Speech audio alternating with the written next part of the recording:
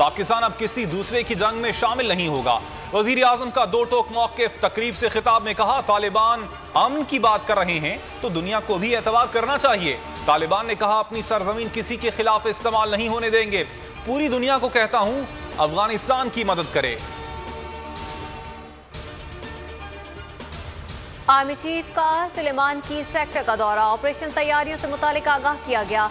General Qamar Javed Bajwa ने अगले मोर्चों पर तैनात फौजी दस्तों के आज़म को सराहा। जवानों की हरबी तैयारियों और सलाहियतों पर इजहार इत्मीनान। कहा, खतरात का मुंह तोड़ जवाब देने के लिए सलाहियतों में मजीद इजाफा किया जाए। वजीर आजम से वजीर आला पंजाब शिकायत के चेयरमैन जुबैर नियाजी की मुलाकात के बाद सरगर्मियों में तेजी आ गई। जुबैर नियाजी ने मुलाकात में शिकायत सेल में शिकायत के इंदराज के हवाले से तफसीलात बताई।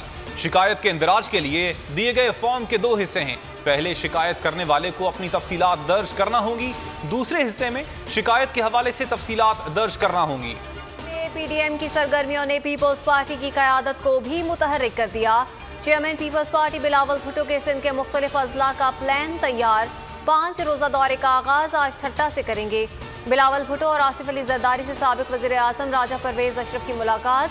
चेयरमैन पीपी कहते हैं, मुल्क में पीपल्स पार्टी की हवा चल पड़ी है, अगला इलेक्शन जाले जीतेंगे।